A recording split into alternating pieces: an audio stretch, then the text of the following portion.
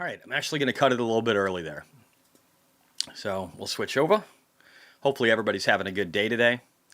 I think I am up roughly 50K. It might be a little bit less than that. It's kind of hard to tell.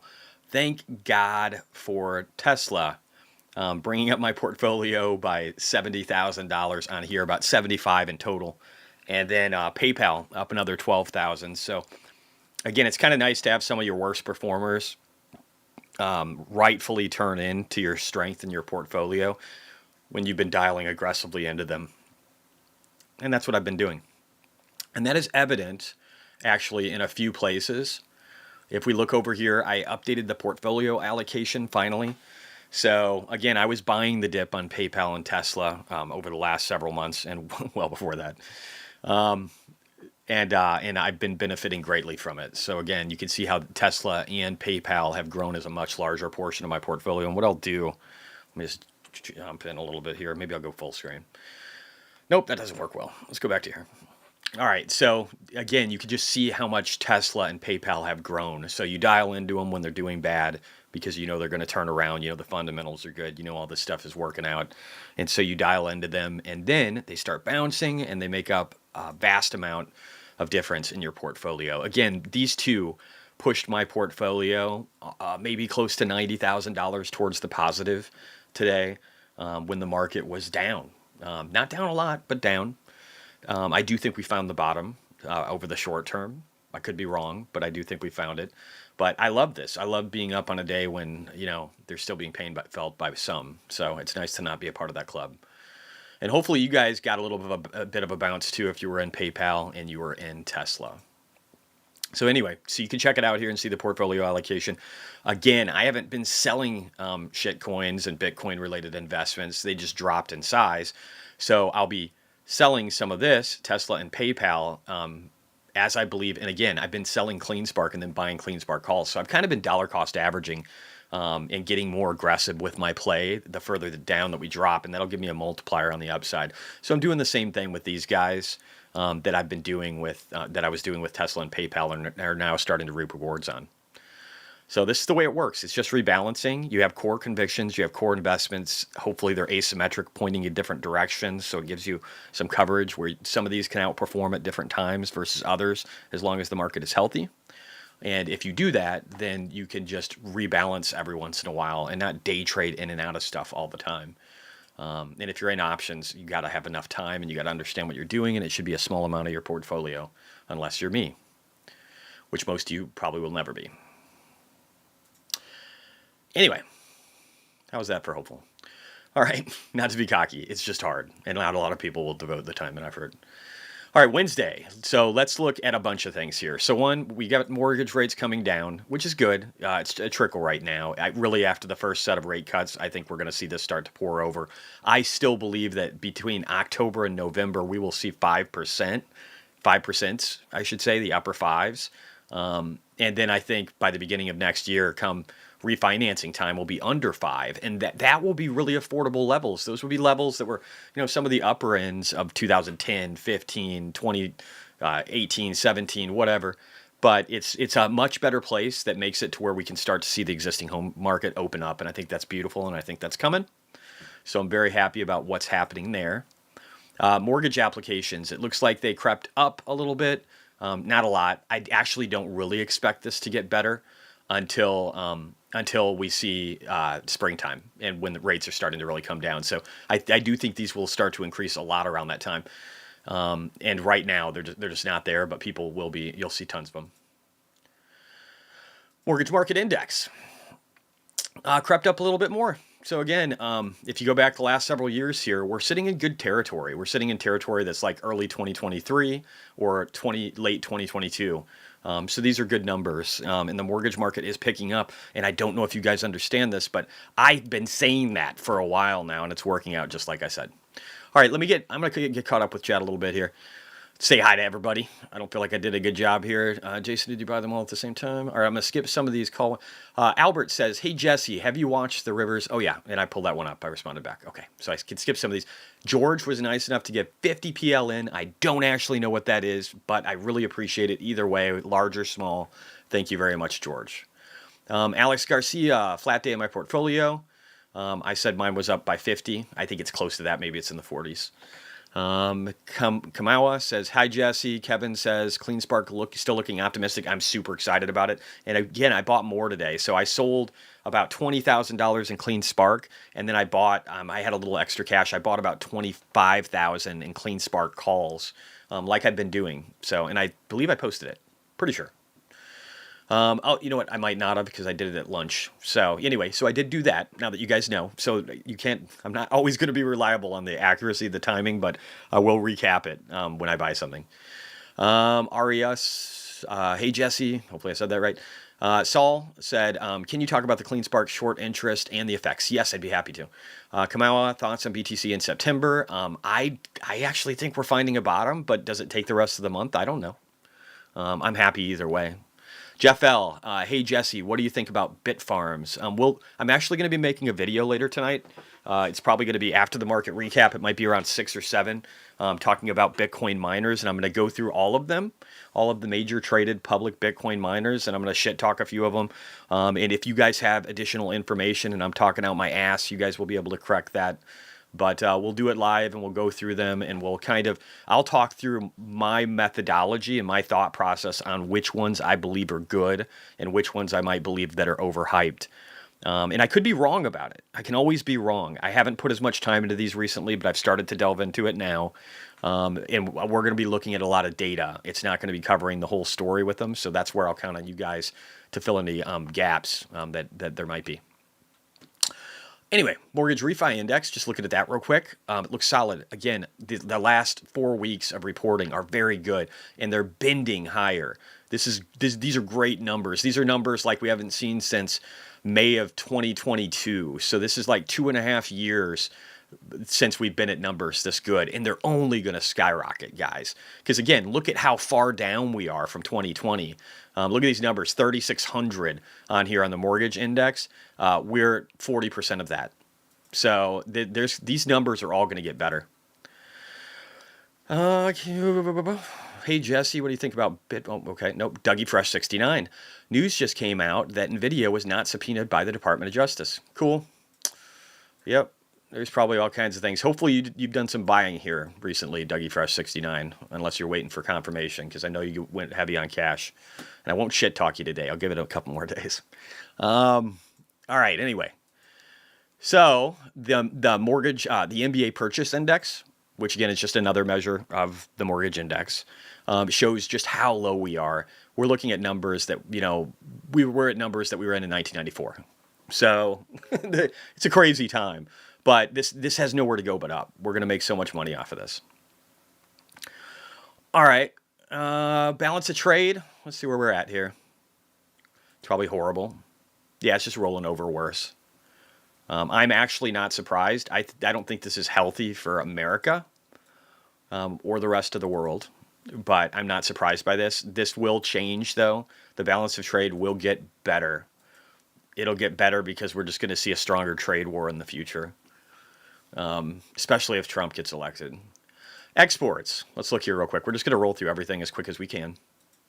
And then we'll get to the indices. We'll start talking about some tickers and what's going on and maybe throw out some news. So the previous was 265 billion for exports. The forecast was 266. It was 266.6. So it came in better than expected. Exports are going up. I don't know the exact percentage, but they are. And then imports. It looks like imports are continuing to creep higher, probably nearing a new all-time high. The forecast was 344 billion. We did 345. I don't know. I need to look closer at imports and see how much of this is coming out of China. I've got a feeling it's coming out of China or it's coming out of Mexico, coming out of China. So there's still some worries I have about supply chain management and just how well it's being managed right now. I think there needs to be a lot of things done there. And I think with tariffs and other stuff, we'll fix a lot of those problems over the short term and weaken China's hold on us. The Red Book, year over year, again, this is a survey of retailers, some of the top ones in the nation, and they're ticking up.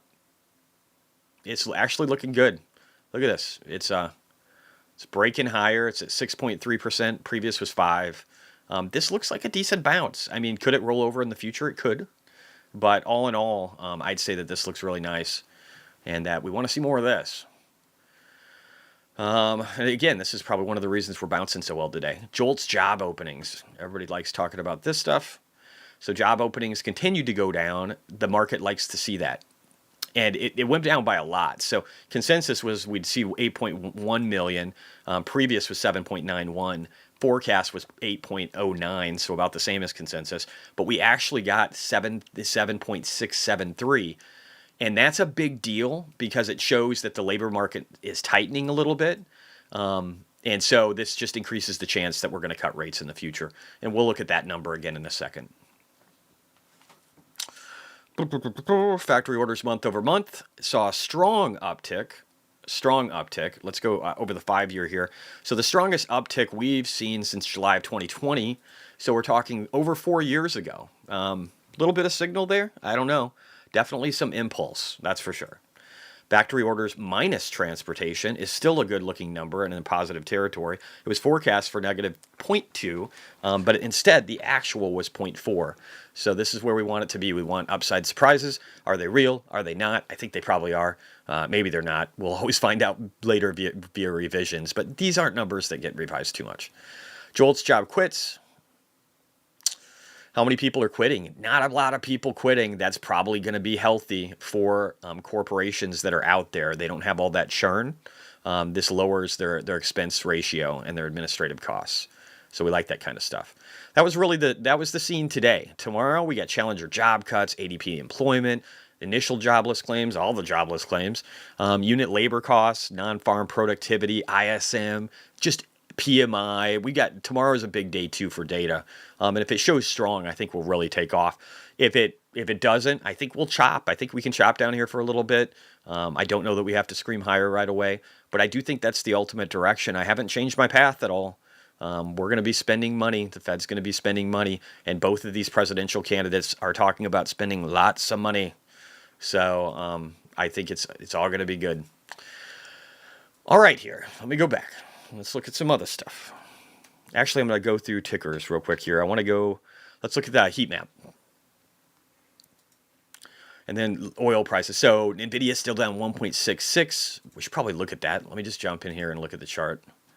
Might have to, sorry about that. I still have not fixed that problem, but I'm working on it.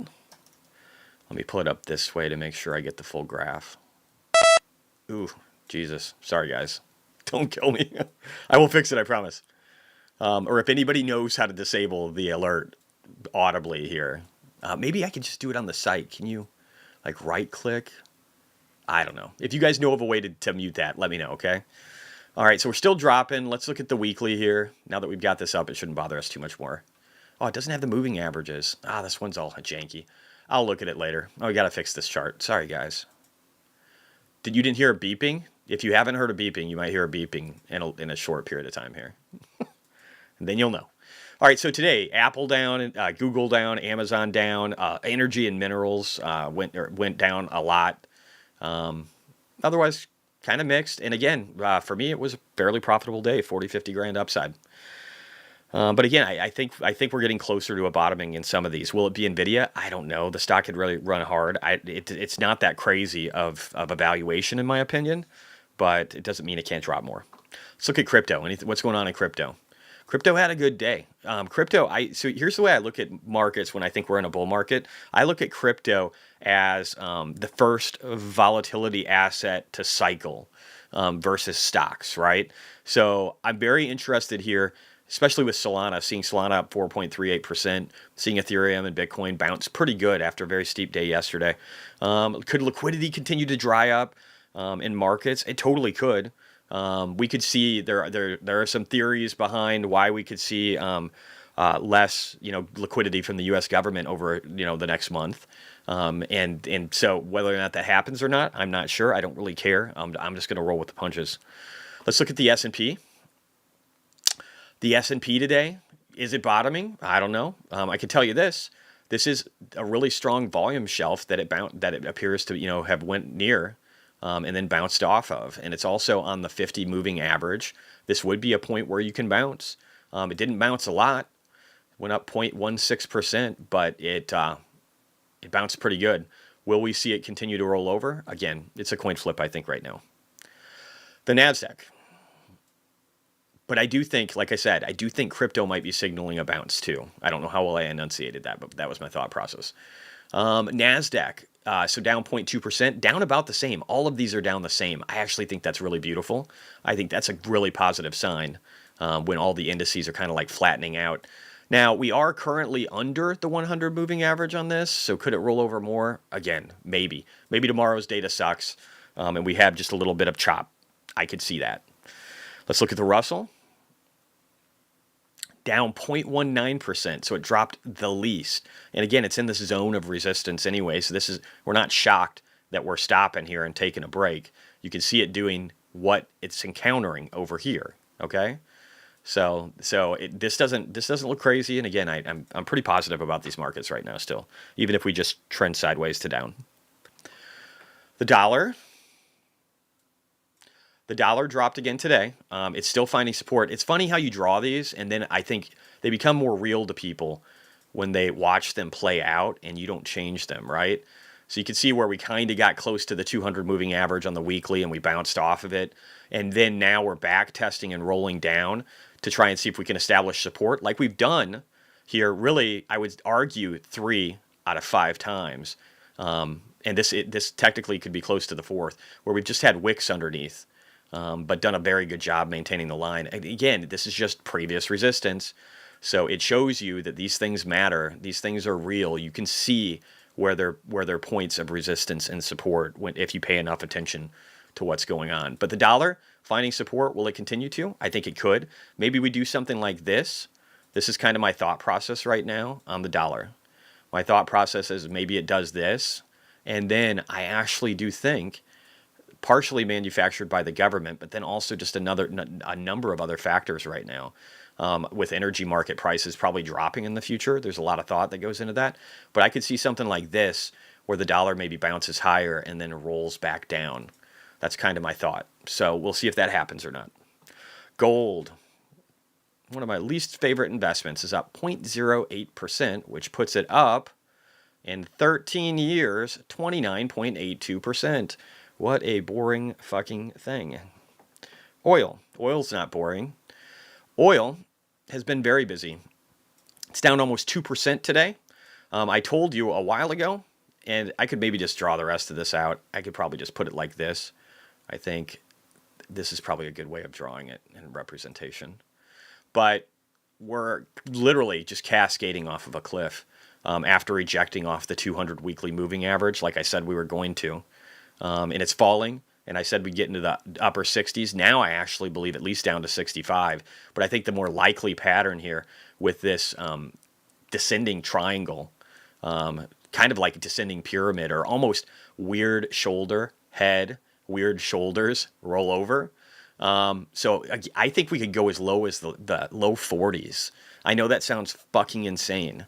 But if Trump does get elected, or people they see that he's got a great chance of getting elected, I could see oil people front running the oil trade and trying to get the fuck out, because he if you think about it, he talked about trying to lower the prices by 50% in the first year, and I think he could do that. I think there's ways to do that through oil production and just deregulation. I think he could move pretty quick, or at least intimidate a lot of other countries around the world. OPEC is weak right now.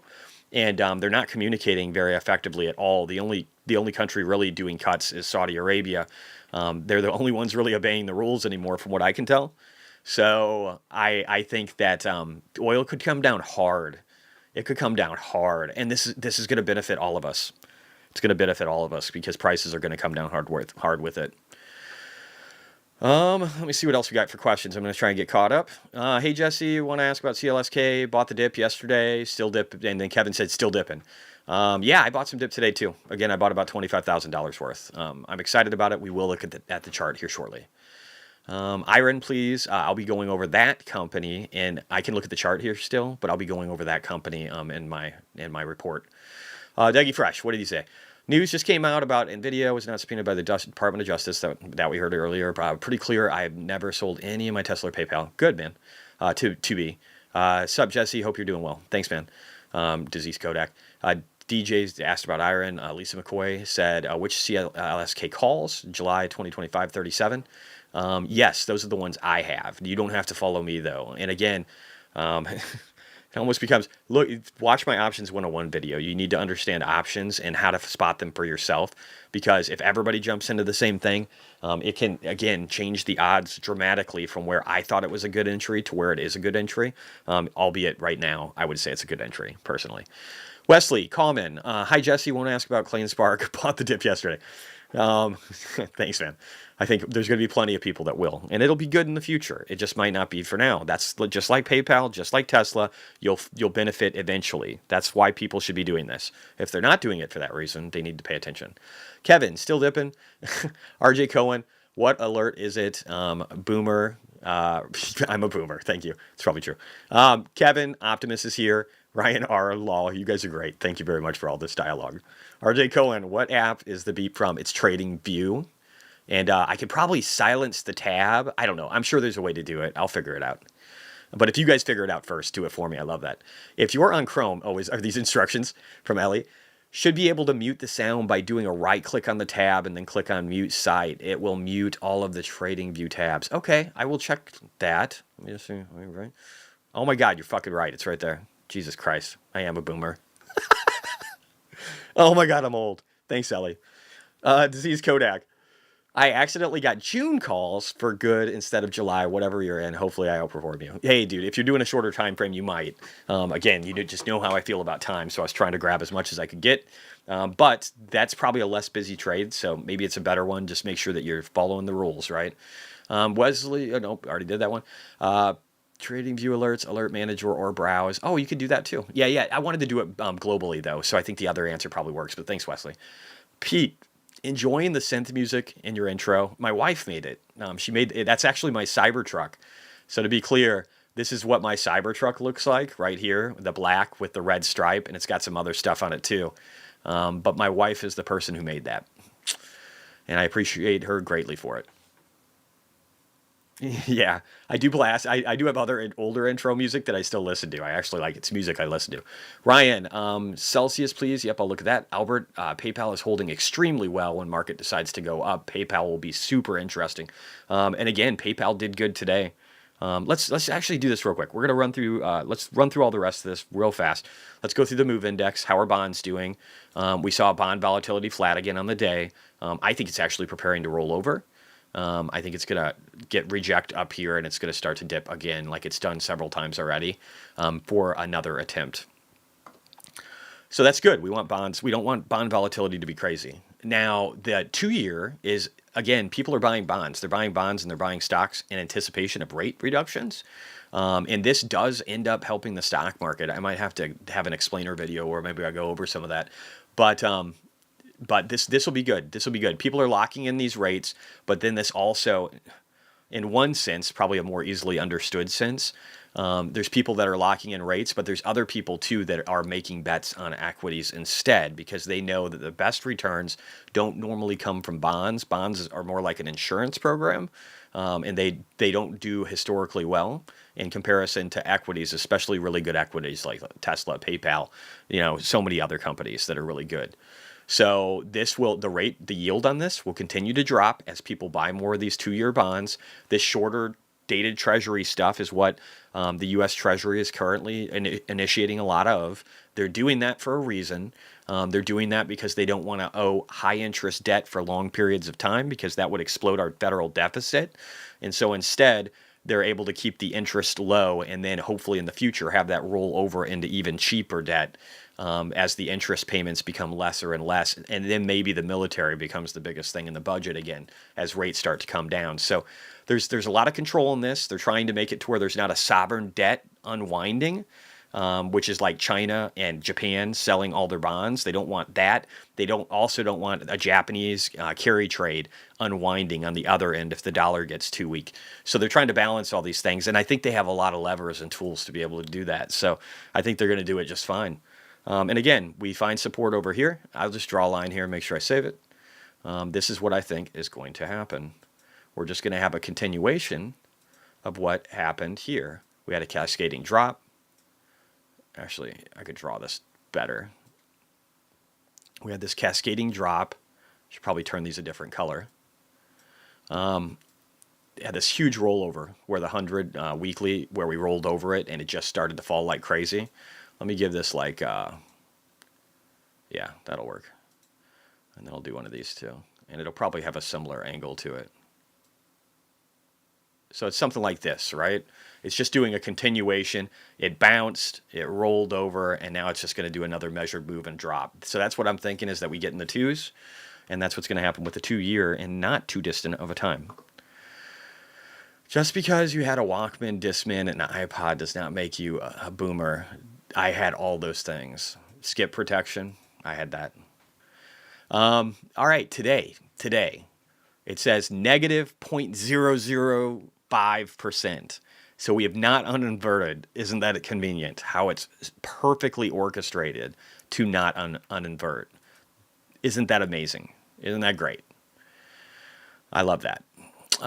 Pete said this point you're making on the U.S. bonds and interest rate is exactly why I own TMF calls. Yeah, it's like a little insurance package, man. It's better than holding cash, in my opinion. So I think you're smart for doing that, Pete. Tim Wolf, how do you create the portfolio allocation? It sucks. I have a bunch of different exchanges, and none of them work automatically with anything. So they're just archaic. And especially the main one that I use. So I have to do some of it manually, and it sucks. That's why I'm only going to do it once a week. I just don't want to have to deal with it. It's bullshit. Yeah.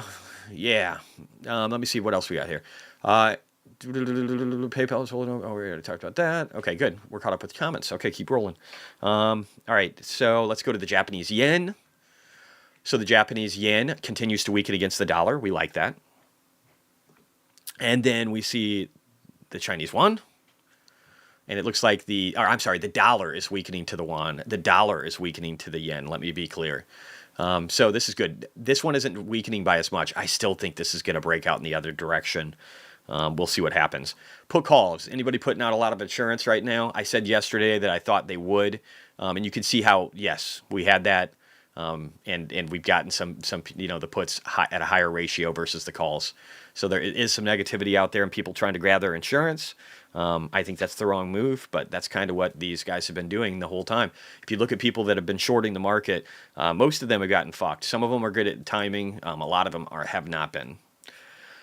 All right, let's roll through the rest here. What else we got? So let's go to Bitcoin, and then we'll get through news events. So again, I think Bitcoin's consolidating. I've been saying this for a while. I'll drop down to the daily real quick here. So could we drop down here to like 51, 52? Yes, totally. That can happen. Whatever. That could happen. I think that we could even drop towards this 50 that's the 53 range. I think we could drop anywhere down all the way to like 49 to 47 down here. This could happen as like one big last final sweep out of, sorry for hitting that.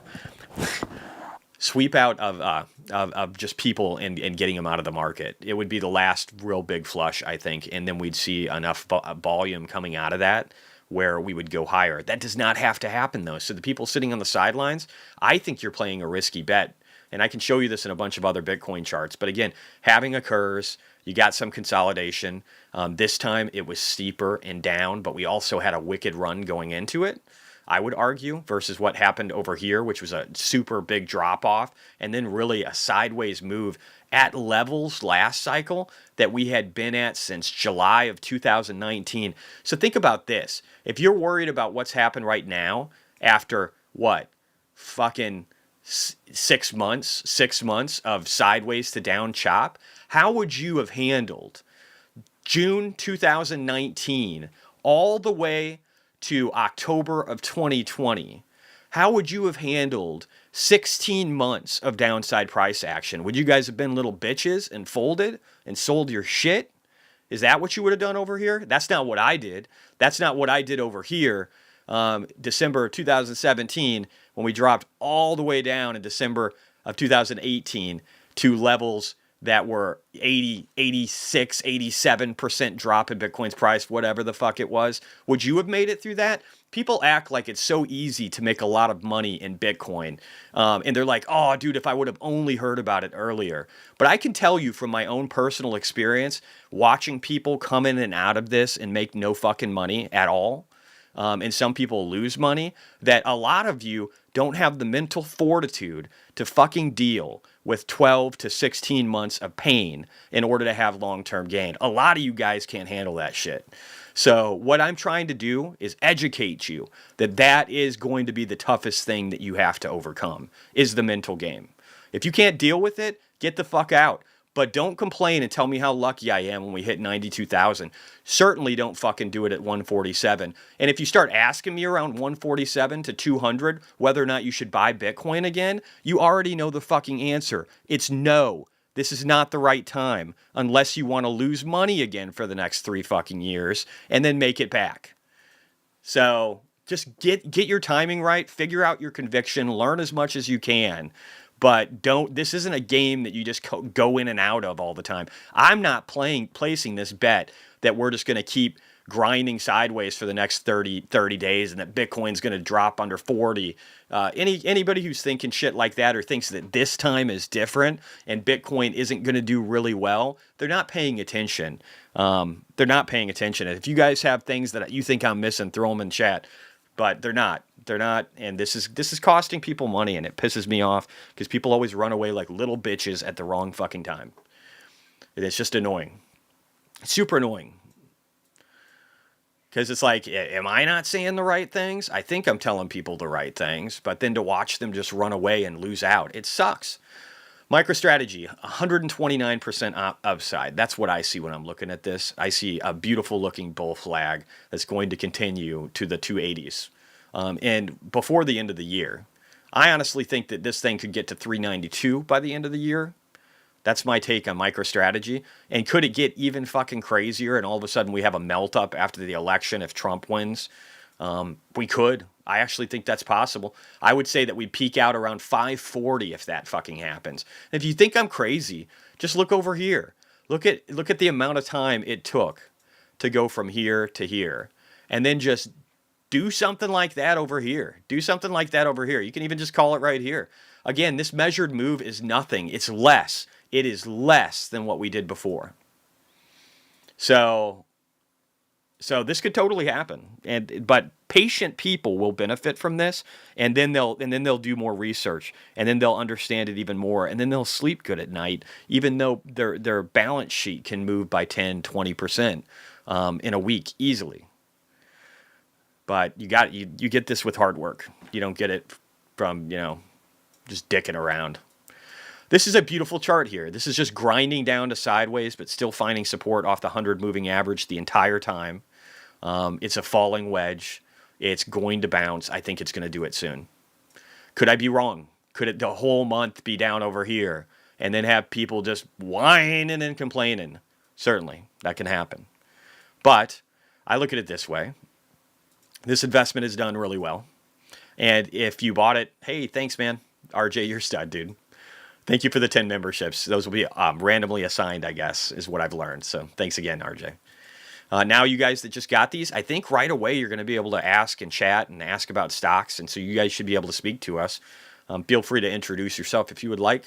I do like that Mara is bouncing 0.47% in after hours after being down 2.49. I do think miners have found a bottom. I think crypto is doing it first, but I think miners are coming in second here. Let's look at CLSK. I'll try and pull up the others that you guys like to look at. And again, I think this Bitcoin mining video is going to be fun. So CLSK down 380 to 3.82%, getting a very mild bounce. A stint still getting butchered. What's funny about this is though, I will talk about this more tonight in the Bitcoin mining video, but I just think that everything that CleanSpark is doing is amazing, and I think I've done my due diligence, and this is one of the best fucking companies I've ever seen, especially in the Bitcoin mining space, hands down, as far as operational. These guys do a great job, and they bought a jet. It's like 0.37% or whatever. Who gives a fuck? It probably helps them more efficiently communicate and make deals with other companies. That makes me happy. I'm happy when they're happy.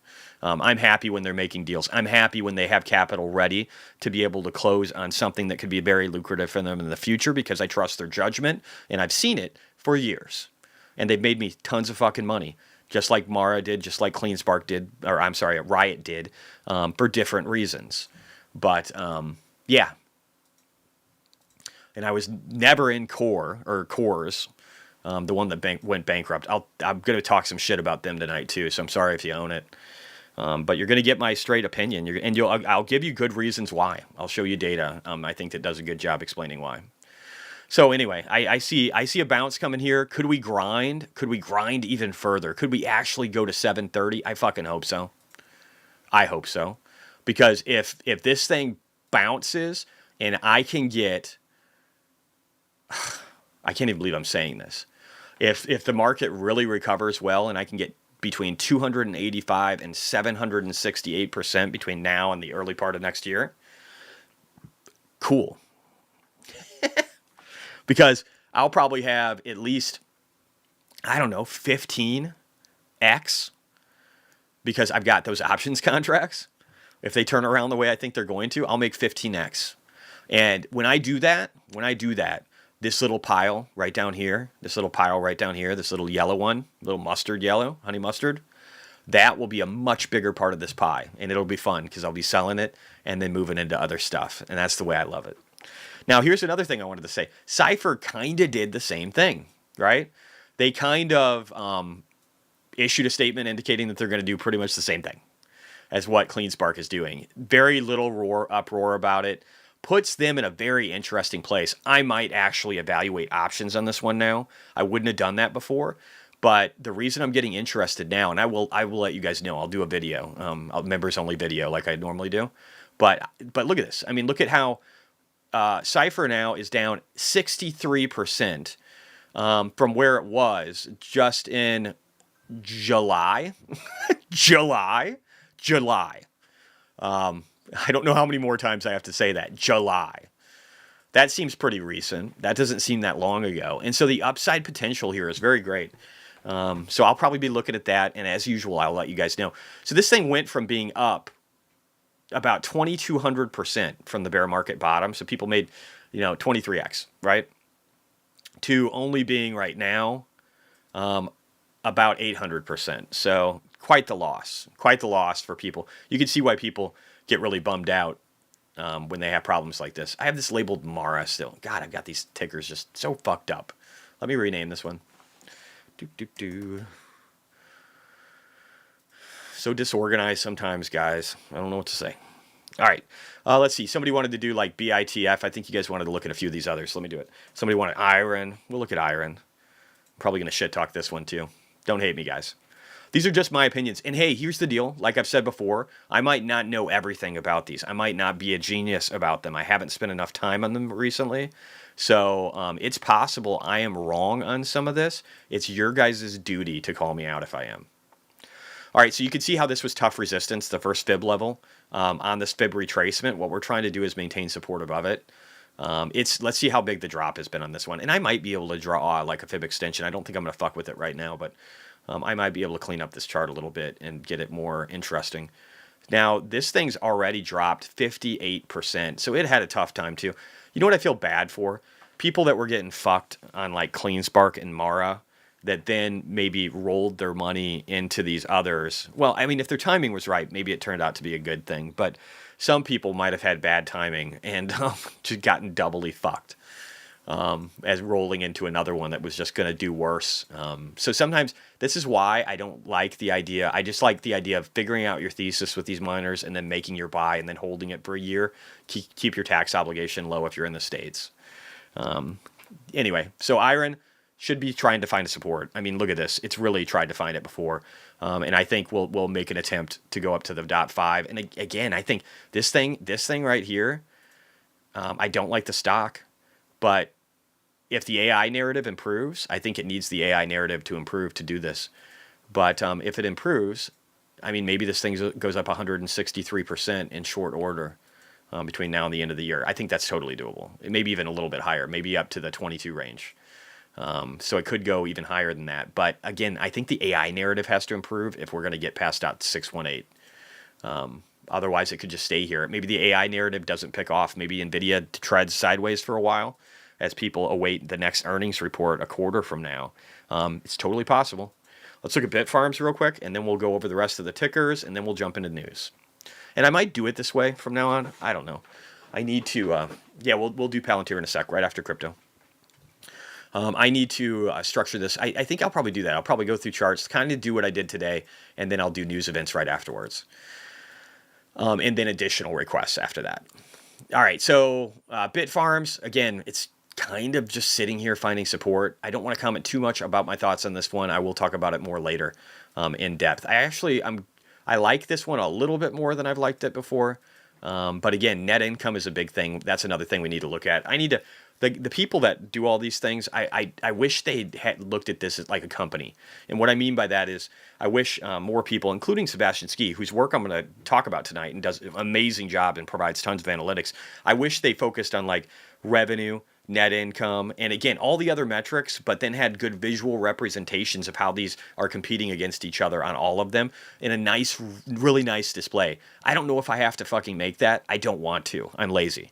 But if I have to, I will. But tonight we'll kind of be just walking through everything and talking through it and letting you know where they're placing for higher revenue and who's doing well on net income and who's got the biggest Bitcoin stack and some other things that we'll talk through. Along with their expansion plans, like how far, like how quickly are they trying to get somewhere? What kind of equipment do they have? What's their energy efficiency? Just a lot of different metrics. But I wish people looked at the financial ones more because those are the ones that are really going to matter in the future too. As we have Wall Street grading this company based on their financials, and some don't understand the company, but they're going to devote capital to it. And if they're going to devote capital to it, they're going to be looking at it from a financial aspect and looking at it like a regular business. They're not going to be looking at it as crypto. So I think it's important for people to realize that. And that's kind of how I'm going to come at it. And I'll try and really work on my messaging in a visual way going forward, even if I have to use some tools to do it. So if anybody has really great graphing tools, especially online ones that are easy to use, where I could piggyback off of some other great work from people like Sebastian Ski and James from Invest Answers, both of which I have Patreons for. So anyway, that's kind of the thought. So Bitfarms, again, still in consolidation. I probably need to draw this one up better. I don't know that I'll do all this right now, but I will work on that. I'll work on getting all these charts prettied up too, so that we can do that a little bit better. Let's real quickly look at Tesla. So again, Tesla had I consider a great day. It was up 4.18%. I've got no complaints about that. Again, it's turning. I told you before this was a really bullish setup here, having this basically hammer sitting right here and jumping up so much on the monthly time frame. And now it looks like we're going higher. If we test up here towards the 230 range, guys, it's on like Donkey Kong. And I'd have to draw out like the exact range here. But I would say that you could expect something like this. This would try and get us above the previous gap at 290 and somewhere between here and the 300 mark. It would cover two gaps in Tesla's price action and would set us up for just stupid amounts of fucking money if you have the calls that I have. It would be a lot. And let me just show you, let me clean this up a little bit. Sorry for the maintenance, but I do think it's important to talk to this. Let's say we only make it just to the gap fill. That's a 32% upside. My calls will probably give me 100%. Maybe more. Probably 100%. But yeah, you can look that up if you want to know more. Again, we are 1,037 days roughly from the previous high, and this means we've got a slingshot to push us higher, especially with all the great things going on at Tesla. Very excited about this chart. PayPal continues to show the strength that I've said it would. If we look here, I'll just draw this underneath of this. Look at this. So this is the stuff I want you to wrap your head around when you're looking especially at the visible range volume profile, is this right here. Let's just do this on the weekly even. It'll be better. So I want to show you this, right? I want you to understand how the volumes are working over this long time frame by just sliding this underneath. So look at this. Look at how perfectly the volume is captured by this shelf. Look at how beautiful it is. And right here, again, look at that. It's perfectly captured by the shelf and suppressed. And as we get higher, and as we get past this 74.13 range, right around there, as we get to 74.50 and 75, we will be reversing this huge gap in here. Now, could we trade this way for a little while, for another, till the end of the year? Fuck, anything can happen. I don't know. Again, I think maybe we trade down for 7 weeks until the election, and then things are good. Maybe they're bad afterwards, but then they get good heading into the next year when people start looking at things. But I do think the general direction of markets is up because these guys are printing money no matter who wins. Now, whether our country and economy are going to be like communist in the future, I don't know. But it will on different time frames push the market higher. I strongly believe that. I think with Trump, it does it quickly. I think without Trump, it does it slow. So, yeah, thank you. The return of RJ. Yes. He's a fucking stud, dude. He is a great person, and I really appreciate your support, RJ. Like, it's huge, man. It really is. But yeah, so I'm excited about PayPal because I think PayPal could go up 14%, and I think when it does that, I get almost a doubling of my money because the stock is stupidly depressed. Maybe it's not double. Maybe it's 80%. It's fucking awesome, and it's only going to get better. And as we creep up, like after we blow past 83 here, the next real shelf is, again, a 34% increase. This is like 200+% in my portfolio, and we've got a gap all the way up here to 151. If that happened, I'm going to get over 10x the underlying investment that I have. So I could get, I don't know, millions of dollars in profit when I subtract my losses from my 2025s. But I think this is coming, and the quicker we break above 74, the more bullish this is, and the more aggressive the upside move will be. So remember that. All right, Hood. And if you guys appreciate my work, if you guys could hit the like button, if you appreciate RJ giving out memberships, just if you appreciate this community, please hit the like button and share my work. Also, so looking over here at Hood, it's a beautiful sign on Hood, guys. We're still down 77% from where we were over 1,100 days ago. Sorry, 1,120 days ago. But what I love here is, look at this. We've got this volume shelf underneath of us. Here's what I think is going to happen. We already wiped out the head and shoulders because of this strong drop. We bounced hard off of it. This volume shelf, I think, is as far as this thing wants to go unless Bitcoin starts to dump. Maybe we go down to 17. But I strongly believe there's a lot of power here towards the upside. And I think that Hood, as an asset, could be up 57% in a short period of time. If that is a true story, the calls are going to turn out really, really good for everybody. John, thank you for joining, man. Appreciate you guys very much. Yeah, I really do appreciate you guys. All right, let's get past Hood, SoFi. And then we're going to get to Palantir right after that for the Palantir peeps that are out there. And I have been saying that I think Palantir is going to take it on the chin. I haven't looked today, but I wouldn't be surprised to see that it had. And so we will look at that. This is 1,310 days since the previous all-time high.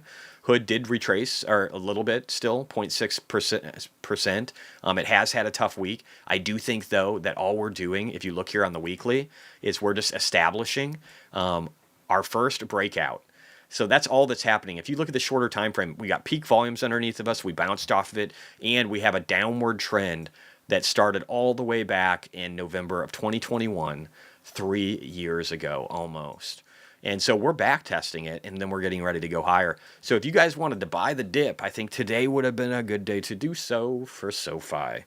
Square. Let's save this real quick and jump to the Square. What did Square do today? I think Square is doing something kind of similar over here. You can see how there's this like neckline over here, and we're back testing where we got peak volumes, and we've got what was resistance over here, and that we're trying to turn into support. I think we're getting ready to do that on the peak volume, and this. I think we're finding support. I think we want to roll over and go higher. I can always be wrong, but that's the pattern I see. And the upside is not bad on this one. It's 33%. Or I'm sorry, I got to move some of this because it's down low. I'll save this real quick too. Trying to get better at maintenance so that these things are more up to date in real time. And then I got to make sure I'm sharing them all out too on X. If you guys don't know that first profile where I put my portfolio allocation that I just updated today, I'll try and do that at least once a week.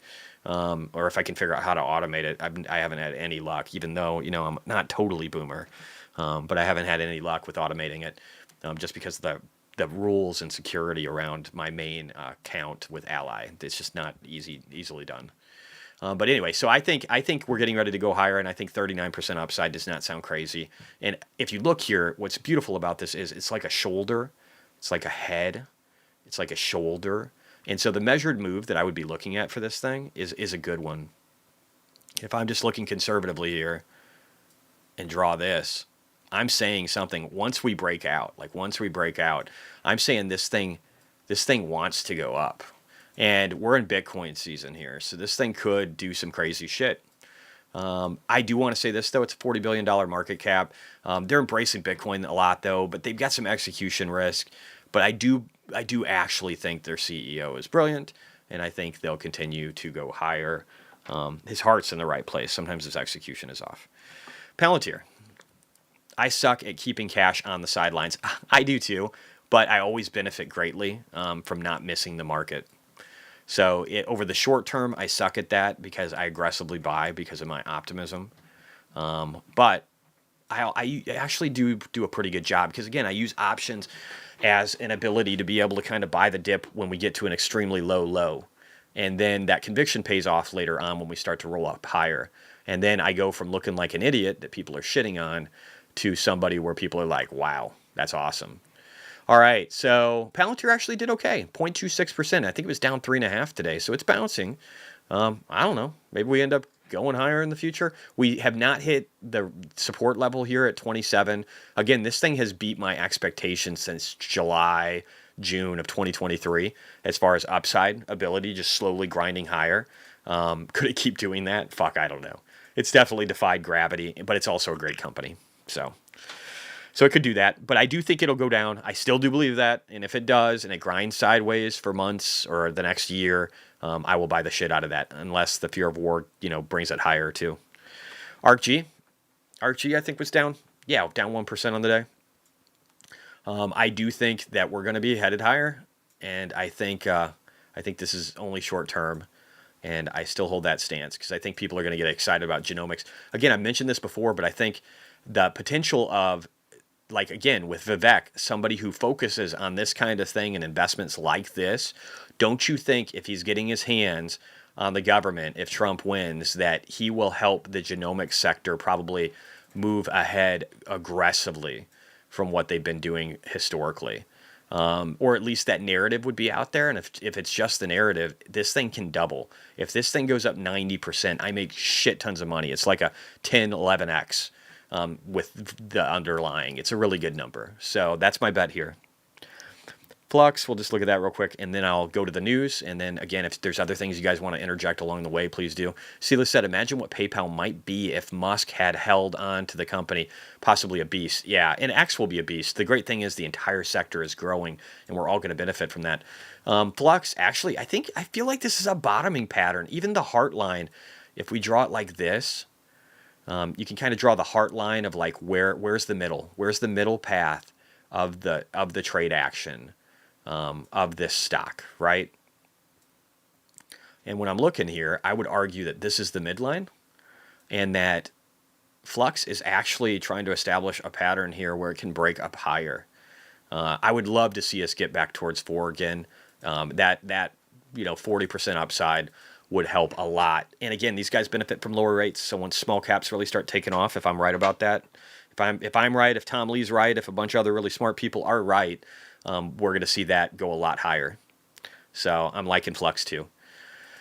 And let me check the DLO. I haven't looked at that one real quick. I'll do that, and then we'll go to news.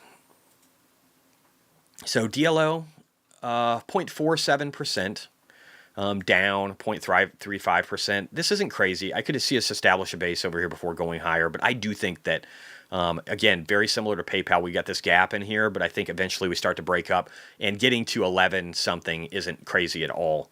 And that, let's see what that is. That is 32% upside. I think that's pretty easy. And I think, honestly, towards like this is like the neckline. This is peak volumes on this measured move. It would be closer to the 200 moving average too, or at least the 100. I don't even think the 200 is formed yet. And it would be nearing that breakout zone. If you look at this downward line that I have here of resistance, we would be getting really close to that. So we could see just a massive move higher that gets us towards that 23 range. That would be where I exit my DLO position.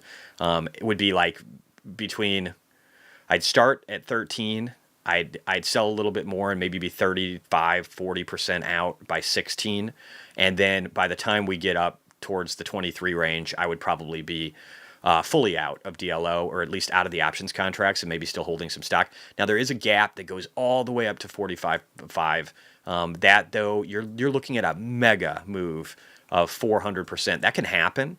Again, this can totally happen. This is actually a good company, I think, as long as there isn't fraud there, which I don't think there is. But it's a Latin American company, so who knows? They are in Brazil and other places that don't seem like the most democratic, capitalistic places in the world right now. So, but that's a 434% move. I wouldn't bet highly on that. I think I'd rather be all out by 184%. I think that's a smarter move. That's my thought there. And let's get back over. And, real quickly, I skipped these, so I want to go over them. Let's look real quickly. Layoff tracker. Do we have a lot of layoffs? And tech.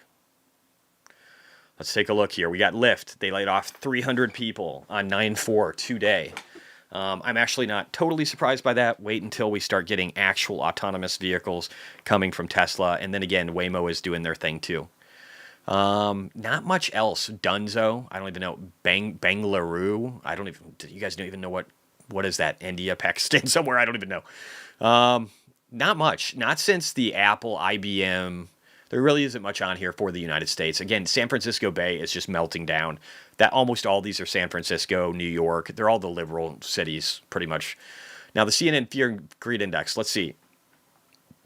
So today, it's at 53, which is funny because when we were still melting down, it was kind of higher.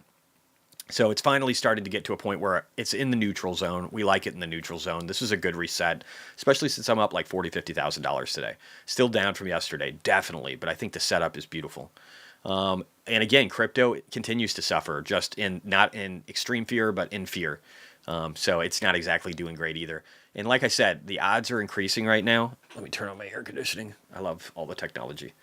The odds are increasing substantially of 2 rate cuts. So this could happen with the weakness that we have, and I think the stock market would eat it up over the short term. It doesn't have to. We could still, again, have liquidity issues. Maybe I'll talk about that tomorrow in regard to the U.S. just cutting back a little bit over the next month and having that be a reduction in U.S. liquidity and maybe combined with some China weakness in their liquidity over the short term. The long term, these things are doing great. But one rate cut, 25 bips, has a 55% chance on September 18th now.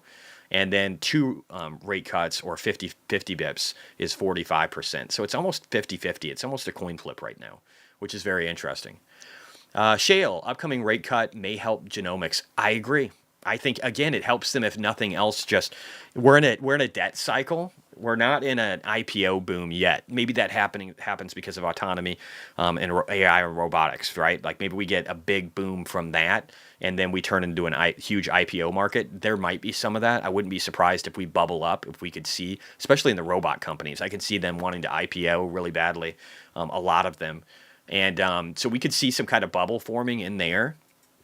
I think that's a definite possibility. And again, I think things like genomics could do really well too. Let me see what else we got here real quick. Let me see how other commodities are doing. I haven't looked in a while. I kind of want to know. So, woof, energy. Look at this. I call this the Trump trade. I think people are thinking, what if Trump gets in office? He's promised to end the war between Russia and Ukraine. And make those two settle on some lines, and he'll do that. I have no doubt of it. And now that Ukraine has Russian territory, it'll give them a nice little bargaining hand in order to be able to get back a lot of their original territory. I don't know if it'll be all of it. Maybe symbolically, Russia has a small gain just to make Putin happy, but I think the war will end. So if we've got a war ending there, and we know when we keep, if you're keeping track, I keep track of this stuff, what's going on in Israel and with Gaza. And how much of that has been cleaned out and how much of it's been wiped out. They are, man, the terrorists are going to be gone from that by early next year, completely wiped out, or at least like 98%, in my opinion, by early spring. So if that's true, we'll have 2 wars coming to an end, and we'll have a president. If he wins, he doesn't have to. I think it's trending that way, but he doesn't have to. But if he wins, I could see the energy play with the 50% reduction in costs combining with the fact that we could see drops or drops from the wars coming to an end. It could just be the perfect storm. We'd see $30 a barrel, maybe the 20s, especially if there's China weakness too, because they're not using as much, which is kind of what's happening. So if that happens, man, shit, I wouldn't want to be long energy at all. And maybe you see gasoline in some of the cheaper states in the $1.50 range. Right now it says $1.95. I can tell you where I am. It's more like just a hair under $3 because of all the upcharges. But I could see it in this term. I could see us going towards $1, which would be insane. Let me see here real quick. Silas said, I got called pro-apartheid Elon Musk shill yesterday for saying he had done much good. I disagreed with him on Ukraine, and that really most people just respond to him being, yeah, there's people that just hate people, man. And again, I actually feel, so my view on the war with Ukraine and Russia is I think that our government probably did the right thing to defend them. I think they did a bad job preventing the war from happening. There's numerous times where it could have not happened. Dangling the carrot of NATO in front of them when Putin has said that's a red line is fucking stupid, and you can expect a response. So, but I do think that when it did happen, they aggressively prevented him from being able to capture it in 3 days. And I think nobody's winning. It's just butchering people like war does, and there's no point in it. And we need to get rid of that war so that we can focus on China. And if we can get rid of the war in the Middle East, and if we can start befriending Russia, not an easy process, but we should start it. If we can start befriending them and get them back into the global market and not just dependent upon China, it will benefit them and it will benefit the West, in my opinion. So I'm multifaceted. I actually think that some of this is both good and bad, and that people have played parts from both parties in different directions. But I've got to say, I think I would much rather see Donald Trump, somebody who wants to end the wars coming into power, than versus people who do not seem to care that they are still going on multiple years later. John Frank, would you love your thoughts on Whirlpool, WHR? I will look at that too. But yeah, so that's what I think right now with gasoline. That's kind of my thought there. And so again, this has gotten hit hard, guys. And this is something that later on, this will benefit the stock market. Mark my words. Orange juice down 6%. People love orange juice. What's not to fucking love? Coca down 2.63. About fucking time. All the industrial components dropping pretty hard. Kraft pulp down 3.72%. All these indexes like CRB, LME, GSCI are dropping. And then electricity. Look at electricity. Spain's dropping 12%. These are not inflationary prices at all. Let's look at France right now. These are not inflationary prices. There is no inflationary threat. Look at this. That was the inflation. Don't get me wrong. There could still be problems at winter, but the U.S. benefits from all of that, because we have massive LNG contracts with Europe and the rest of the world. We have Europe by the balls right now. People don't want to say that, but we do. And if we start expanding our energy even more, we can be their lifeline, which could give us a lot of power to be able to get them to side with us on a lot of things, especially in regard to tariffs. So this power is important. And if Trump gets it, he will use it. Trust me. Not that if he doesn't, if Kamala wins, I don't want to talk about it. It's depressing. But again, things will rebound no matter what because of money printing.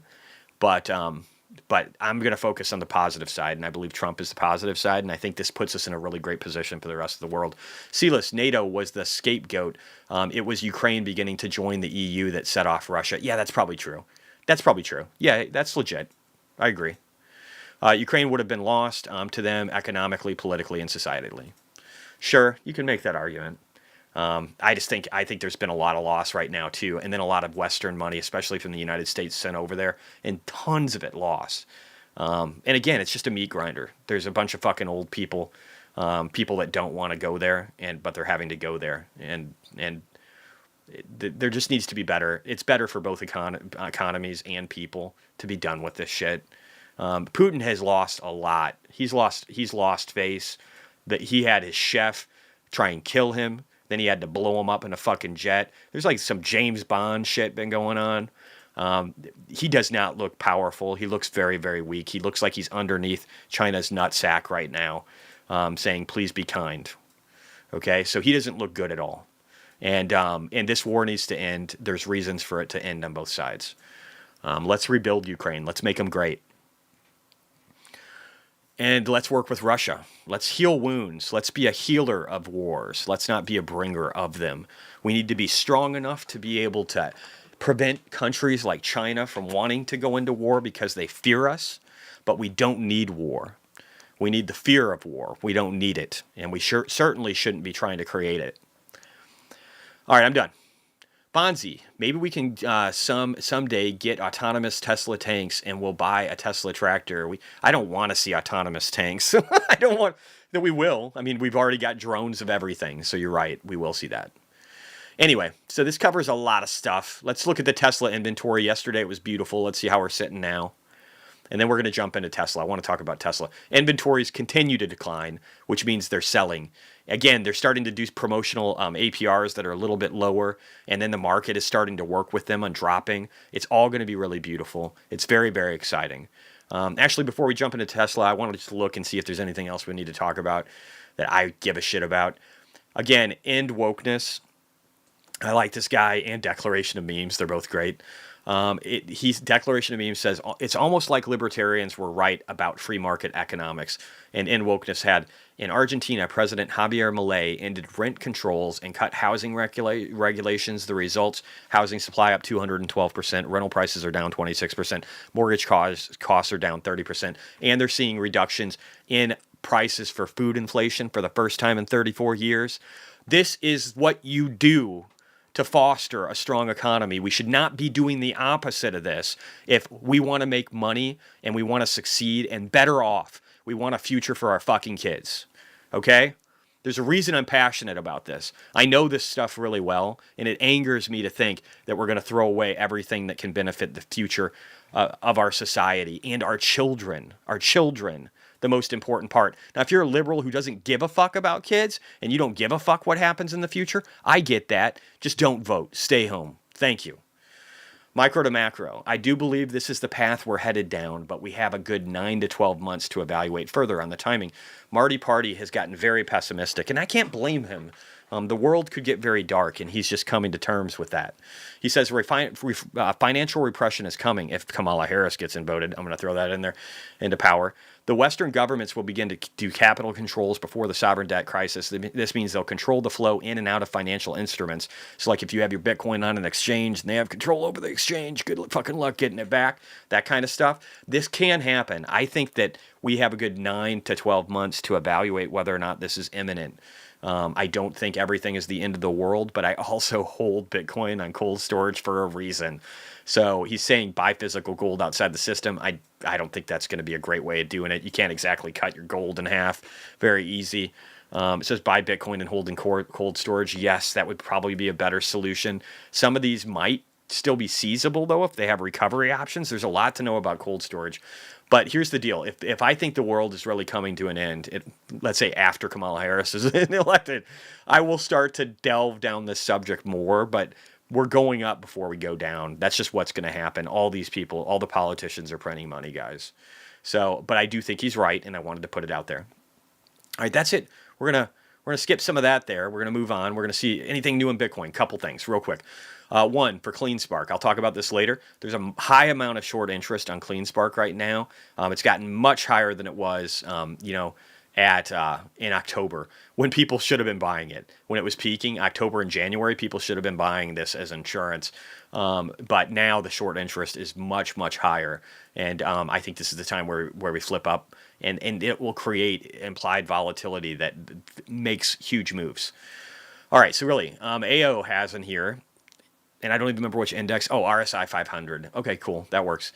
So he's just showing the pattern here in the RSI under the 500, and he's showing how this looked as a topping pattern, and this looked as a mid pattern. And over here, we had a mid pattern. And I do stuff. It's like the mid-cycle, the pump is what I call it. We have a grinding sideways. We've already done this too under my BLX indicator that I use.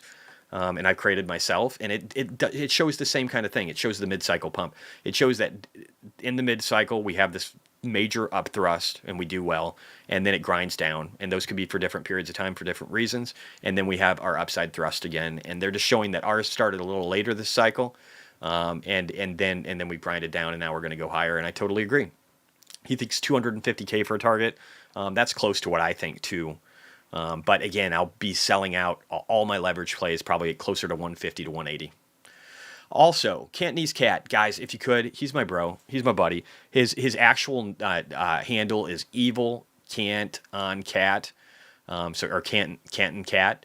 So please follow him. He is my good friend. He had his account hacked, and this guy went from 20,000 followers down to 3,000 right now because he didn't want people to get scammed by the people that had access to his account, and he wasn't getting help from X. And so he didn't want they could control his account at night and send out Telegram messaging. He didn't want anybody to get fucked in his name, so he closed his account and he created this new one. He hasn't gotten all of his followers back, but he does a great job on charting. If you like Ichimoku, and I do, I think it's another great way to look at support and resistance zones. So if you guys could support him and add him on X, it would be hugely appreciated. He's a good dude, and let's show him some respect. Bitcoin, Cantor Fitzgerald. I don't know if you guys have heard this. Small little company, kind of ritzy.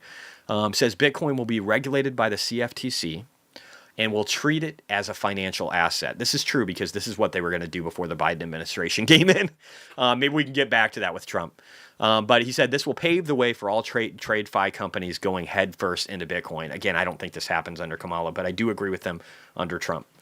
AO also posted this, just showing a 300K target, looking at this a different way, and just showing the upthrust of the bounces of these angled, trend lines. And so, like over here, he's almost replicating this one and just leaning it over a little bit to show its diminishing returns. I agree. I think it's going to be somewhere around there again.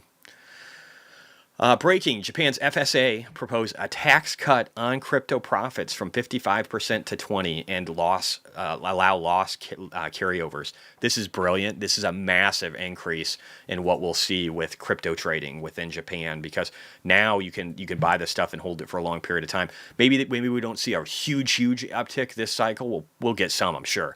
But next cycle, I imagine Japan's going to be ferocious when that one comes around. Switzerland, fourth largest bank, Zurich Cantonal Bank, launches Bitcoin and Ethereum trading. Seems like signal.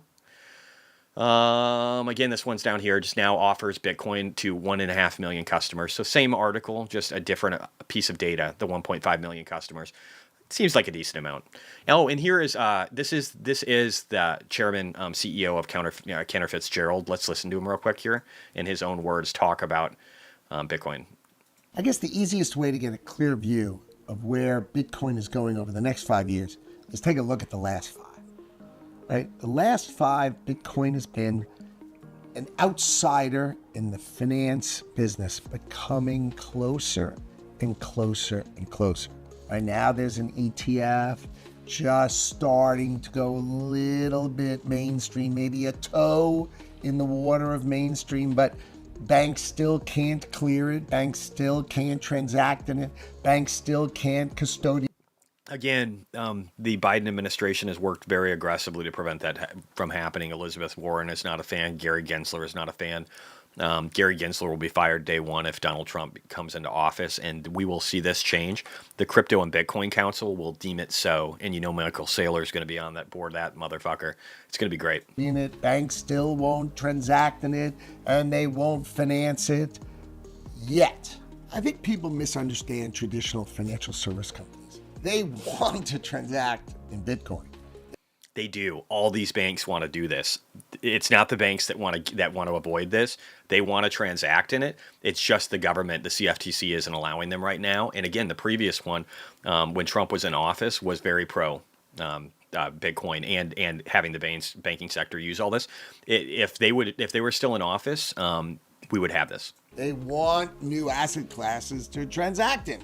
That's just a good thing. But they need the regulator to say it's okay.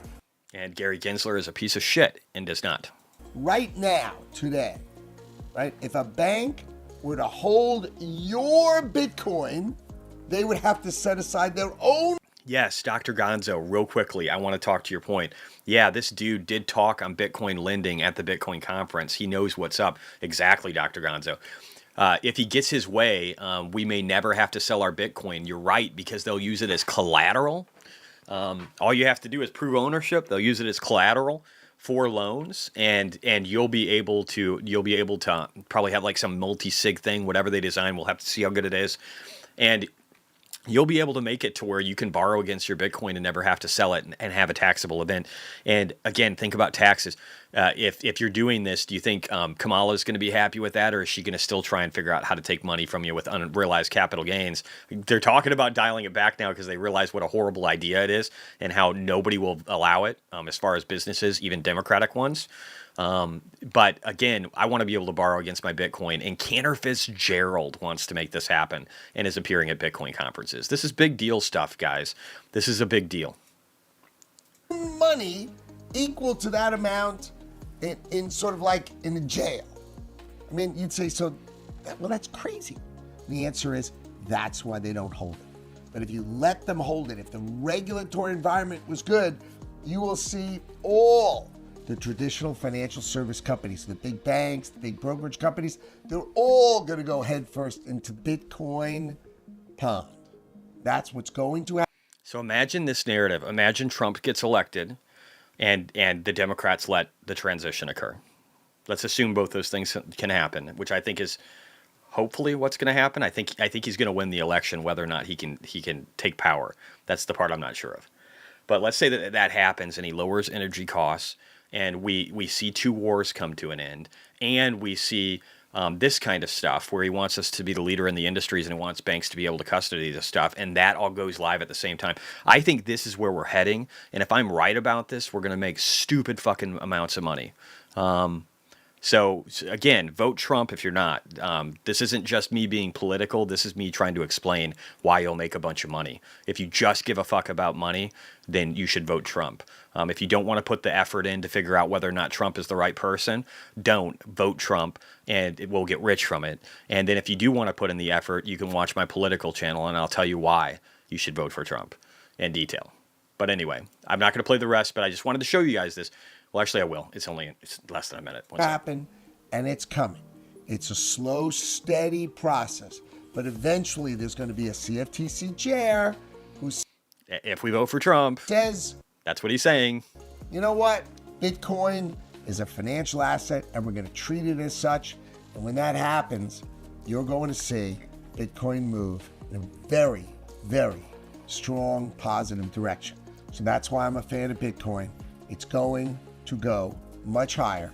It always bounces around like any other financial asset, but ultimately over the next 5 years, as it gets invited into this party, up we go. I guess the Yeah, a mortgage Bitcoin. You're right. You could. So what you could do is actually buy a house, and what they won't do something like a 20% down payment. It would be like a 60% down payment. And they could use the Bitcoin collateral as the down payment to where you don't actually have to apply it, or just something like that, like a collateralized loan, and then it could sit in there and you could make payments on it and you don't lose any of it unless you break the deals, right? But it's the same thing, and it's something where you don't have to create a tax obligation. This will be huge. This can happen under Trump. Will not happen under Kamala. John Frank, those will be the good days. Yes, sir. Crazy good days. Dr. Gonzo, come for the greed, stay for the revolution. Exactly, right? Make a bunch of money and then fucking realize why you want it, and how you can make the world a better place with it. I'm Canadian, but you guys have to not fuck this up. I agree, Dr. Gonzo. It's too late for us. Save yourselves. I actually don't think it's too late for you. I think Trudeau is going to fucking lose. I hope to see that. I think there's hope for you guys. I mean, you do have problems, but I do think there's hope. The stock market, Crypto Rover said, this is diverging with Bitcoin. The last time this happened, BTC rallied extremely hard. Don't get fooled. What is he even looking at? Let's take a look here. Let me refresh. Published on TradingView. Oh, it's the S&P index versus the Bitcoin. So this is interesting. This is a very good point. So Bitcoin is inverse the S&P. The S&P has actually been doing all right, and Bitcoin has been going in the opposite direction. And he's arguing that since these are going in different directions, we're going to see a big spike in Bitcoin like what happened over here. I agree. It's all oscillation. That's what's going to happen. There's probably some other Bitcoin stuff. That's a lot of it, though. I think that's a good enough bite out of the Bitcoins. All right, real quickly. We got some wins for X. I just wanted to talk about this. So X's legal team, Elon was talking about it basically defending free speech and the bedrock of democracy. So here's the lawsuit. This is great. It says X Daily News in lawsuit brought by X Corp. The Ninth Circuit rules that California's law requiring large social media companies to submit reports to the AG about their content moderation policies and practices likely violates the First Amendment. This is fucking great. This is fucking great. So again, this is just X is laying the foundation of judicial strength, showing that you know, they're going to maintain free speech and they're going to fight off the bad guys, and they're winning, and that's just awesome. I love it. Again, here Tesla earlier today, I was getting a little cocky at 221, talking about how great it was doing, and then at the end of the day, we're at about 219, 220. So I wasn't too far off there, but very excited about Tesla right now. And also, just look at this. This is somebody doing actual smart summon. So this is somebody playing with their ass, and they're doing a great job with it. Just watch this thing. They summon this thing and it comes right to them. Look at this. It goes around a roundabout. And even Tesla's taking footage. They don't have to do this advertising. They literally just take what somebody did and then put it out on the web by reposting their content. This is how you advertise in the new world. You own the social media platform that you pay for the advertising, and then you let people do the advertising for you. This is the future of business, and this is the future of driving, and we're going to be seeing a lot of that on 1010. So be prepared to make a lot of money as we try and run towards 300 in the months and quarters ahead. Elon Musk, just leaving Tesla engineering offices in Palo Alto, mostly good, some bad. The future is going to be wild. There will be so many robots. I'd say that's a good thing. Elon Musk saying, Kettlebell Dan said, you're probably underestimating Grok. And Elon said, most people have no idea how good it is. And it just keeps getting better. He said, take this meal and list out what calories for each and total them up. So he put all that stuff in there. And this is what Grok came back with. It says, here's the breakdown of calorie counts. It literally broke everything down. It said total for this part with the almonds. There's this, and this for caloric intake. Here's the total for this part. Like this is real world AI that we're seeing just get smarter and smarter and smarter by the day. Brett Winton wants you to know that size matters. So we've learned about ask. Now let's talk about size. Facebook has 10x the proprietary language data on a database as was used to train the llama models. They have 10x the data, right? In images, they have 20x more than that. So lots of data that Facebook has. Instagram and YouTube have 2x more that in uploaded videos. So these are huge too, right? And yet Tesla's data capture ability dwarfs all of them by 20x or more. I hope you guys can grasp that concept. That's a big data repository. That's a big data repository. Elon Musk, this weekend, the XAI team brought our Colossus 100K, our 100,000 H100 training cluster online from start to finish. It was done in 122 days. Colossus is the most powerful AI training system in the world. Moreover, it will double in size to 200,000 with 50,000 new H200s in a few months. In a few fucking months. Excellent work by the team, NVIDIA, and many more partners and suppliers. X has XTV now. I'm going to start publishing. By the end of this week, I will be publishing my videos on X going forward. So I'm going to try and duel them out and see if I can get that to look good and be a good experience on both. I'll be running the functionality from the chat on YouTube. So if you want to participate in chat, you'll need that. But if you just want to watch and you watch it later, you can do it on X. Because I want to be a pioneer on X's TV network. Just like YouTube. I believe strongly that they'll end up taking over because people want freedom.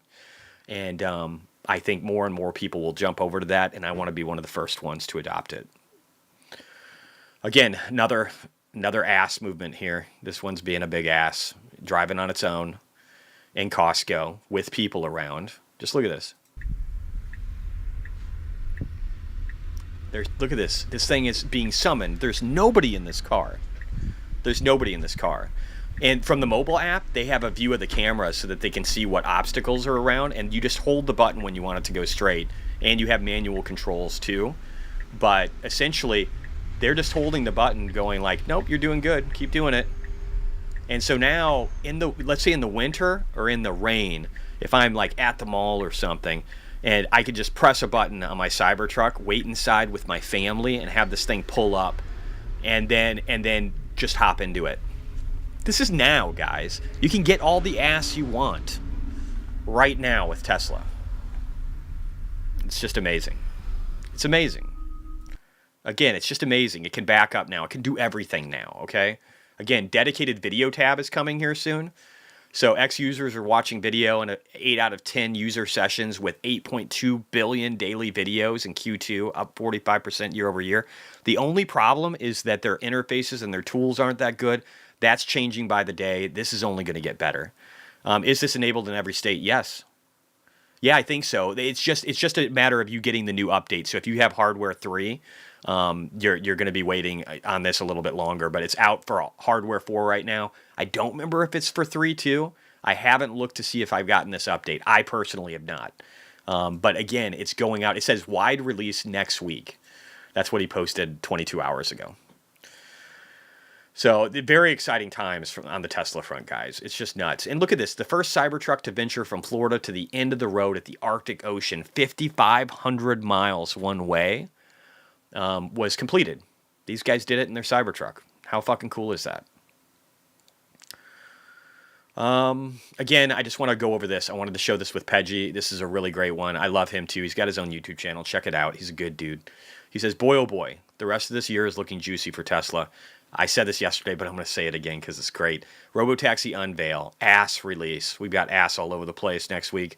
FSD updates after update. FSD entering China. Cybertruck getting FSD. Cybertruck to be profitable in Q4. New Model Y variants like Juniper. Energy in full swing and ramping. Interest rate cuts. And again, they're building out that huge energy facility in China. They're already making rapid pace. That's probably going to be done by Q4. And the beginning of next year is going to be so bullish. So I think Tesla also rallies really, really well into Q4 and Q3. And with rates coming down, I continue to see that. Other car companies will suffer because their cars suck, but Tesla will do really well. And their prices will be low, their rates will be low, and they'll be showing people what these cars can do. And they're really going to start. People are going to start to finally understand what FSD means. When you have a car pull up to you, it's going to blow some fucking minds. Optimus ramping in Tesla factory. There's just so much. Again, there's so much going on right now. I'm very excited about all this. Let me see if there's anything else we need to talk about in news-related events. I think this is pretty good. Again, I'm going to try and get my Bitcoin mining video out tonight. Let's quickly run through chat here and make sure that I'm not missing any stock requests. Let's see. I already did Palantir. You guys got it? Yeah, and if you guys could hit like again, everything you do to help share this. If you thought this was a good video and I'm helping or giving good information or giving interesting viewpoints, please share. Do your part to help support this. I want to grow and I want to help more people. All right, so we got Celsius. Let's take a look at that. Is this thing still on the pain train? I could see them being on the pain train. And this was a request from Ryan Ripkowski. Here you go, Ryan. Oh, continuing to bleed. 11%. Oh, like I said, I think I said this before. I know I said this before. This looked like a bear flag that would roll over. Now, on a good note, we are around what should theoretically be support. Holy shit, this thing's been beat up. Yeah, this thing is so bad. Oh, you poor people who've owned Celsius. This is not even funny. 67% decline. Yeah, dude, that's fucking nuts. One would think the bottom is here. But let me look. I think the worry I have about this one is just what the valuation is at.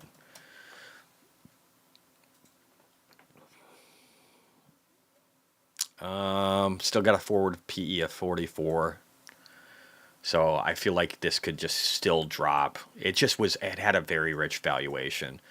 So if we continue to fall, you've got a massive gap. You don't even really find support till 26. That would be a crazy number, but it's possible. Hell, I might buy Celsius, even though I can't drink it. Is Celsius any good? Do you guys fucking like Celsius? I'm going to bring out a poll. Does Celsius suck? Let me see here.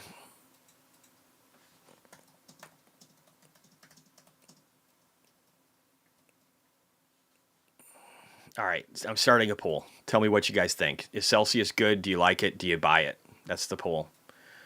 I'm curious to know the answer. But yeah, so you can see 26 to 22. That's fucking crazy. 22 would be the absolute lowest. But if it did that, I would be very interested in something that's dropped 77%. It could be a good zone for it to go higher. But boy, that's been a painful ride, man. That double top over here that I was talking about so cleanly, that you could have made a lot of money shorting this thing. I mean, I didn't put out the play, but wow, that's painful. Again, it should be finding a bottom, but it's also still got a high valuation. So, PayPal I already did. MicroStrategy I did. All right, EB I might have missed some here. EB I'll do that one. Eventbrite. Let me pull that up. See if I have that one. I think I'm getting a little quicker. We're at about 4:30, so an hour and a half. I'm trying to get these things to an hour and a half if I can. That is the goal. Try and get you guys give you guys some more of your time back while hopefully providing with a lot of high value information. I just got to get more efficient at it. We do have peak volume down here. That's kind of good. Could it go lower? I don't know. We got to look at this company's finances. This does look like a bottoming pattern, but I need to understand the finances. So that's what we're going to do. We're going to go to EB, Eventbrite. I got to type it out. All right. Did I talk about Brazil seizing Starlink's assets yet? I probably did. I probably covered it. I don't think it's a big deal at all. So a lot of things have happened in Brazil. They started fining people $8,800 a day. They've had to step away from it. Javier Moraes, whatever that asshole judge that Elon shits on all the time, that looks like what's his name from Harry Potter. God, I don't know why this name escapes me. Let me know in chat. But yeah, so he might be impeached. Lula is also calling and going after this young guy who's the youngest like Brazilian senator, most popular one, who basically said bad things about Lula, and he's trying to put him up in court. And I think that's a horrible idea. I think he could create some massive issues with his presidency and his ability to maintain control if they continue to fuck around with this. And again, the world is looking at them and going, if they're going to just start seizing assets, they're not much better than some of these other countries that do that.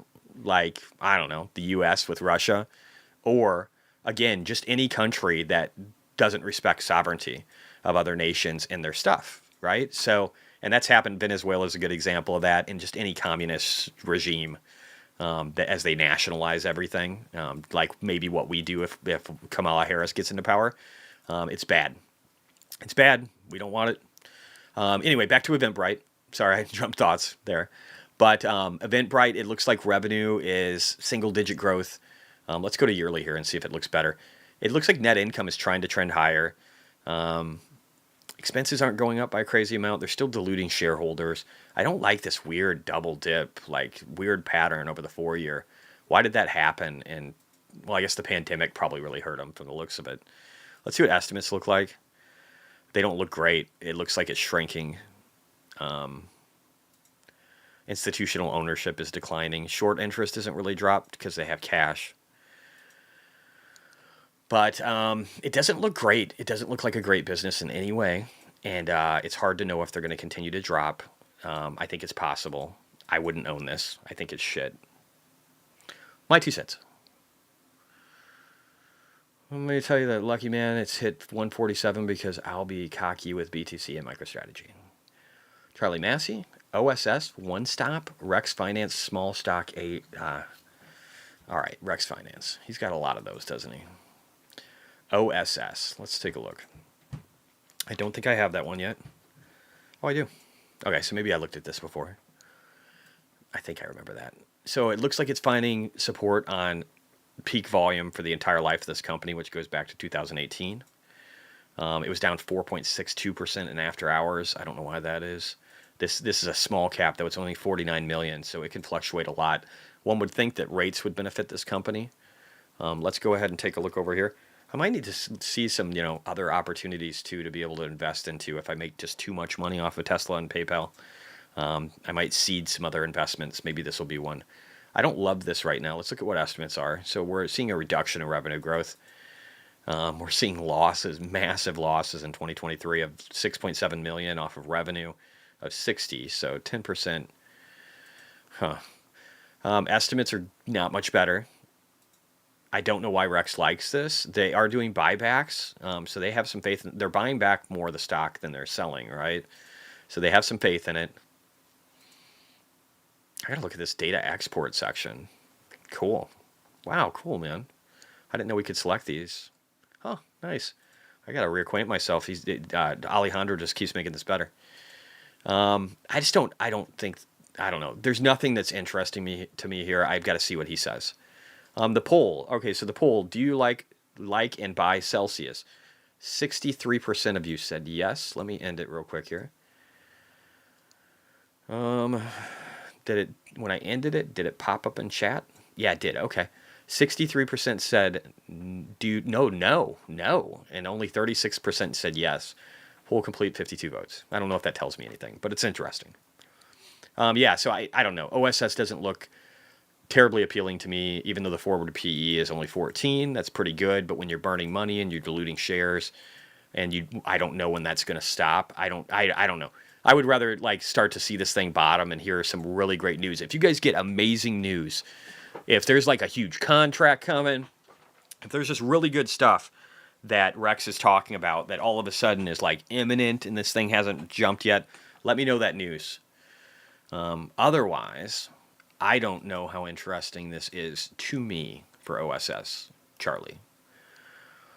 All right, let me see here. I'm going to try and scroll down, see what else we got. Somebody wanted to please review Hive. Sebastian and James say it's their top 3 miner. I will take a look. I'm going to throw in my 2 cents. I might know less about what's going on fundamentally with the company, but I'll look at financials and I'll look at all of the data points that in regard to Bitcoin mining efficiency, what they hold, all that kind of stuff. And if you guys have additional information you've gotten from Sebastian or James, throw it out there. And maybe I don't know, maybe all of us can get on a video or something. If there's anybody I'd do that with, it would probably be James, my buddy from Invest Answers. He is my friend. He's a good dude. I love him. And I like Sebastian Ski. I appreciate his work and I use it. So maybe all of us could get on a Zoom call or some Zoom call. Maybe all of us could get on a session. I'm sure James could set it up. He's the pro. That'd be fun. I think it would be. All right, so the Hive I will review. I'll look at that and the stock stuff later. PayPal, okay. RJ, bunch, scrolling down. Let me do WHR because John paid $2 for that. That's Whirlpool. I don't know if I've done that before. Let me just see. WHR. Nope. Okay, so let me make a copy. WHR. Okay. All right, let me put it up here. WHR. Whirlpool. This is probably not a thing I'm super interested in because it's just again, I don't know. I don't use this product in any way. Gives a dividend. That's nice. Dividends are nice. So it must just be a steady revenue generator. Could be a dying company. I'm guessing it is. Look at this. 258 was the high. That's a pretty decent drop. Let's do this. Let's say it's not dying this week. Let's say that we've seen the bottom and we're going higher. So we'll go to March of 2020, pretty clearly defined here. And then we'll go to the tippity top here of probably 2021 before rates got crazy. And we'll draw back down. And so this thing fell a lot. Let's see how far it fell. I'll try and look at chat here in a second too. I'm pulling this up. 62%. That's a pretty decent drop. Let's look at the finances for it.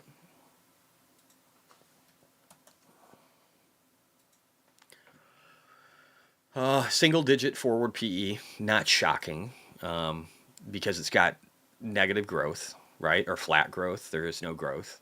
And the net income got really weird between 2022. Rates really fucked the stock.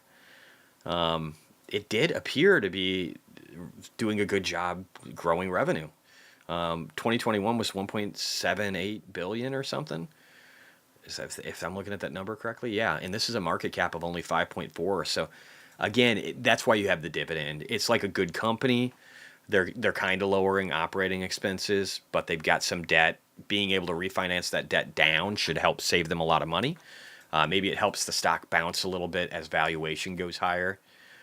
It's possible. There's just much more exciting things for me, but this is interesting. All right, new appliances ideal for financing U.S. manufacturing, Amy. Yeah, you know what? That's a really good fucking point. All right, let me just think here real quick. Andy Zhao says Celsius tastes pretty good, but it's the same as Coke, just more expensive. Why not just get a Coke for a fourth the price?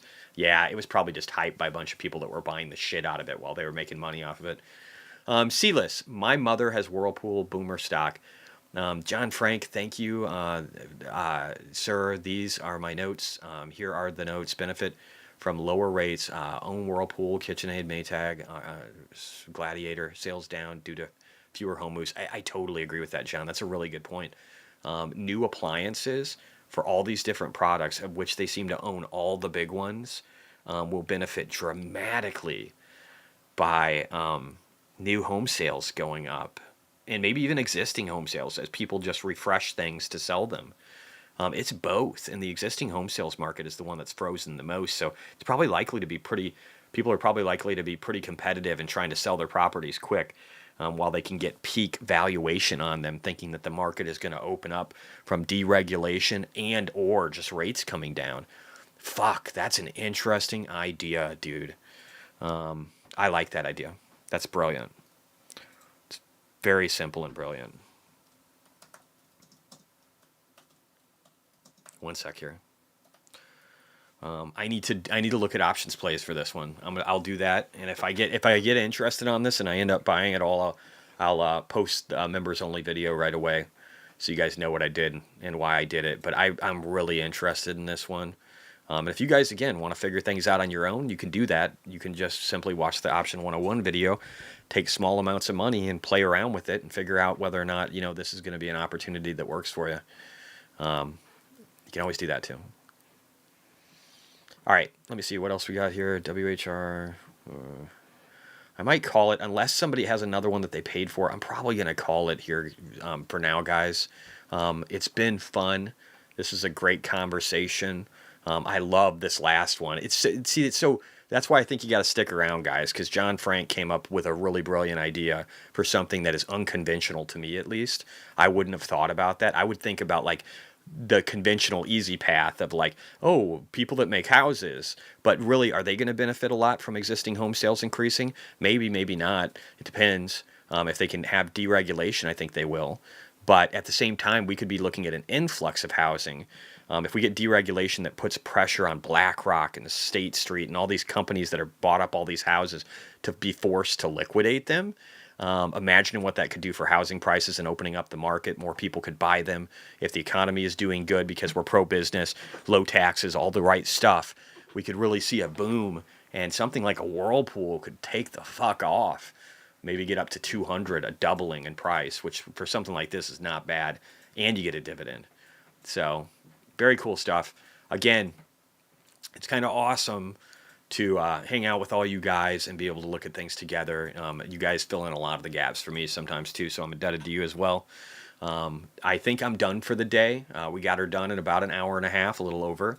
I like that. I want to save you guys time.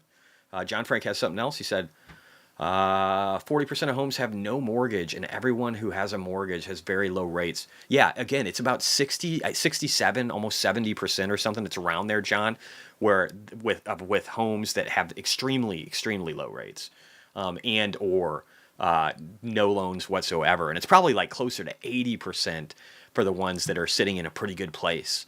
So if the entire housing market is sitting in a pretty good place, opening it up isn't going to make the world fall apart. It's just going to lower some prices and probably create a rush of people that are trying to get as much as they can for their homes before the liquidity opens up and we start to see some prices dropping from all the competition. That is the next stage of the real estate market. If you're a realtor, you know that. If you're not a realtor, you should know that if you're investing in stuff like this. But yeah, this was cool. I had a good time. I hope you guys had a good time. Let's do more tomorrow. I'm going to try and get that video out tonight. I can't really say that we're going to buy the dip, guys, because I don't think that's what's happening. I do think this, though. I think, oh, my bad. One sec here. Gotta go to the next one. Optimus. YouTube moves the play buttons around and stuff. It gets fucking confusing. But I will say this. I'm doing an ode to Tesla today for being up 4.5% in a really shitty market. Thank you for making me a bunch of money. It's greatly appreciated. If I wasn't up, whatever it ended up being, what did it end up being?